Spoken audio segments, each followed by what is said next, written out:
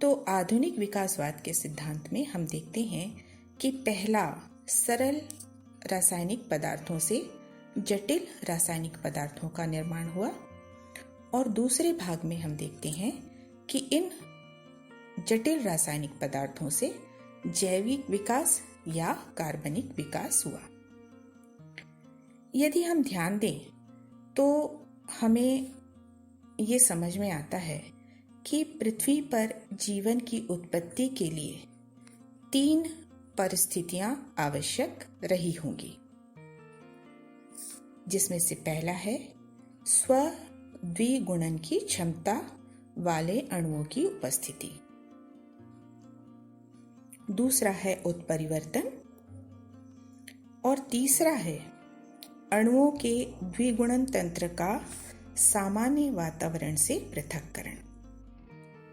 एक से अधिक तरह के प्रोटीन और अन्य अनेक कार्बनिक एवं अकार्बनिक अणु जो समुद्र के गर्म सूप रूपी जल में उपस्थित थे, आपसी आकर्षण से एकत्रित होते गए और जल में बड़े कोलाइडली कण बने।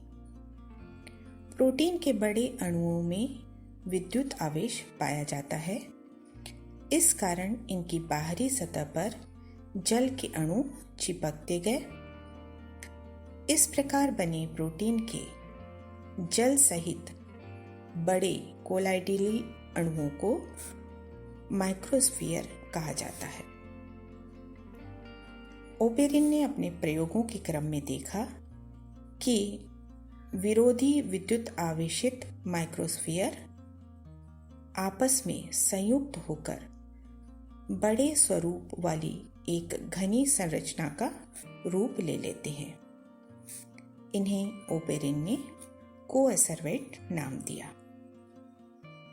इन्हें वो जीवित अणु भी मानते हैं क्योंकि यह अणु और जीव के बीच की अवस्था है जो कुछ लाक्षणिक परिवर्तनों के बाद इनमें जीवन के कई लक्षण उत्पन्न हो जाते हैं। कोएसरवेट्स के प्रोटीन और अन्य जटिल अणु अपनी चारों तरफ से वसीय अम्ल जैसे लेसिथिन्स इत्यादि से घिरे होते थे। ये आवरण या झिल्ली जल के प्रति अत्यधिक स्नेही होती थी।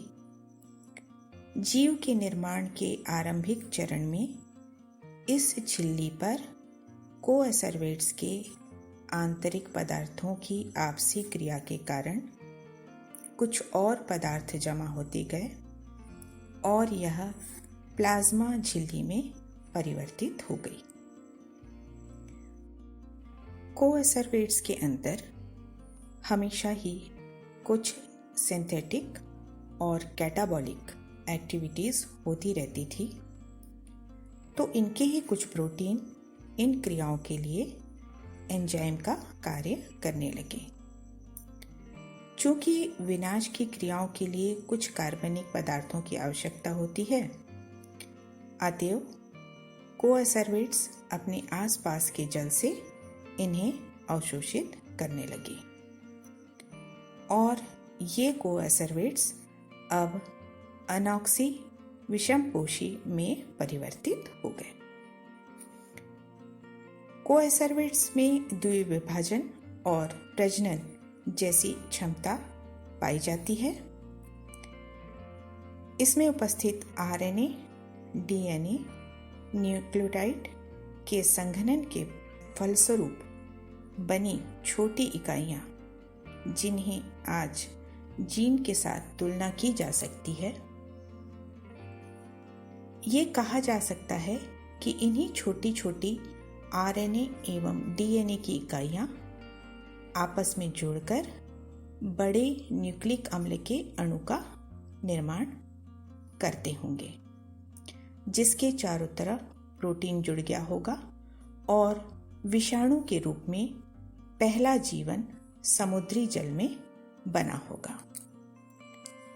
पृथ्वी पर पहली व्यवस्थित कोशिका अनॉक्सी कोएसरवेट को माना जाता है, जिसमें कि केंद्रक के रूप में केंद्रकीय अम्ल उसके अंदर बिखरा हुआ था। यह प्रोकैरियोटिक एवं विषमपोषी मोनेरा जगत के जीवाणु कोशिका के समान थी। ऐसे प्रोकैरियोटिक मोनेरा के जीवों से प्रोटिस्टा जगत के जीव बने, जिसमें कि नाभिकीय अम्ल संग्रहित समूहों के रूप में एक निश्चित केंद्रकीय भित्ति युक्त केंद्रक के अंदर सुव्यवस्थित थे। ये केंद्रक युक्त प्रोटिस्टा आज की विकसित कोशिकाओं से मिलती जुलती थी। इस तरह से हम देखते हैं कि पृथ्वी के वातावरण में सबसे महत्वपूर्ण कड़ी विषाणुओं, प्राथमिक प्रोकैरियोटिक और प्राथमिक यूकैरियोटिक कोशिकाओं का निर्माण। वैज्ञानिक यह मानते हैं कि पृथ्वी के तत्कालीन समुद्री जल में गुणन द्वारा ऑक्सी विषमपोषी जो जल के कार्बनिक पदार्थों को पोषण के रूप में अवशोषित करते थे, इनकी संख्या में बहुत ही बढ़ोतरी होती गई और समुद्री जल के कार्बनिक भोज्य पदार्थों को इन्होंने समाप्त कर दिया, जिससे भोजन का प्राकृतिक स्रोत समाप्त हो गया। जीवन की प्रक्रिया को निरंतर चलाने के लिए उस समय उत्पन्न हुए जीवों में पोषण की दूसरी विधि का विकास हुआ और ये अनॉक्सी विषमपोषी कुछ एंजाइम की सहायता से जल में उपस्थित अकार्बनिक पदार्थों से कार्बनिक पदार्थों का संश्लेषण करने लगे और इस तरह स्वपोषी पोषण की विधि में सबसे पहले रासायनिक स्वपोषण विधि की उत्पत्ति हुई। रासायनिक स्वपोषण पद्धति के विकास के बाद महत्वपूर्ण विकास के क्रम में प्राथमिक जीवाणुओं से हरे क्लोरोफिल जैसे उत्प्रेरक का निर्माण जल में पाए जाने वाले मैग्नीशियम रहित पोरफायरिन पिगमेंट से हुआ, जिसे जीवाणु क्लोरोफिल कहा जाता है। इस पिगमेंट में सौर ऊर्जा को अवशोषित करने की क्षमता होती है, जिसके फलस्वरूप इस पिगमेंट के विकास के बाद उस समय के जीवाणु भोज्य पदार्थों के निर्माण के लिए सौर ऊर्जा का उपयोग करने लगे और इस तरह स्वपोषण विधि के रूप में प्रकाश संश्लेषी स्वपोषण विधि की उत्पत्ति और विकास हुआ। यह पोषण आज भी महासागर पर तैरने वाले सल्फर जीवाणुओं के द्वारा किया जाता है। अब तक के उत्पन्न हुए जीव एवं जीव के विकास के क्रम में उस समय के वातावरण में स्वतंत्र ऑक्सीजन की उपलब्धता नहीं थी। इसी समय जीवाणुविक क्लोरोफिल की संरचना में थोड़ा परिवर्तन हुआ और अब ये जीवाणु कार्बोहाइड्रेट के संश्लेषण के लिए प्रकाश संश्लेषण में हाइड्रोजन सल्फाइड के स्थान पर जल का उपयोग करने लगे, जिसकी वजह से सल्फर की जगह ऑक्सीजन का निर्माण होने लगा। प्रकाश संश्लेषण के विकास की वह घटना जिसमें जल की सहायता से कार्बोहाइड्रेट निर्मित होती है और ऑक्सीजन वातावरण में मुक्त होता है, इस ऑक्सीजन निर्माण की प्रक्रिया को ऑक्सीजन क्रांति के रूप में जाना जाता है, जो कि उस समय के जीवों के विकास और वातावरण में परिवर्तन के लिए महत्वपूर्ण थी। ऑक्सीजन के निर्माण से कई घटनाएं एक साथ घटित हुई।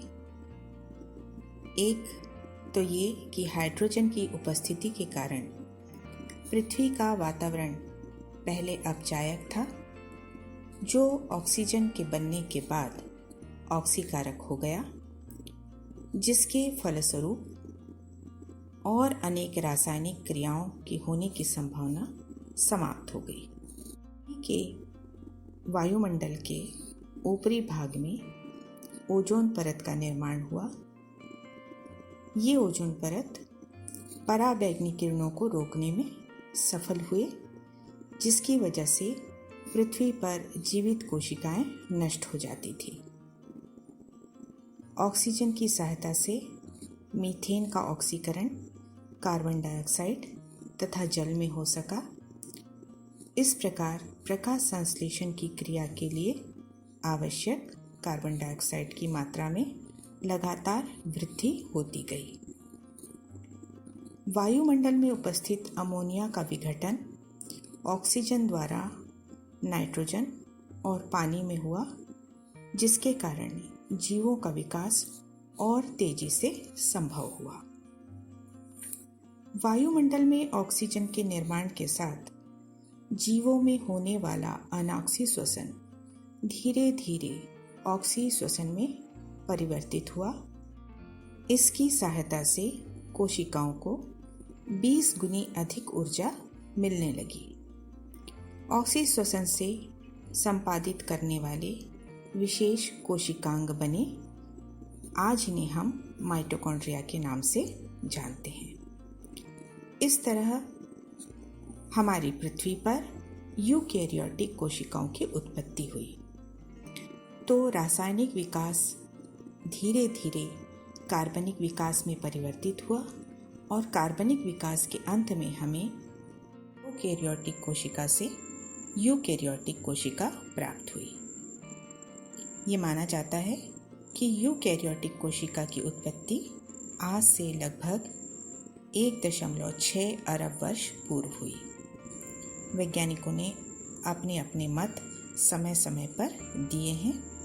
इस तरह से विकास के अंतर्गत हम ये मानते हैं कि ओपेरॉन और हेल्डन ने जो सिद्धांत दिया था वो सिद्धांत अभी तक मान्य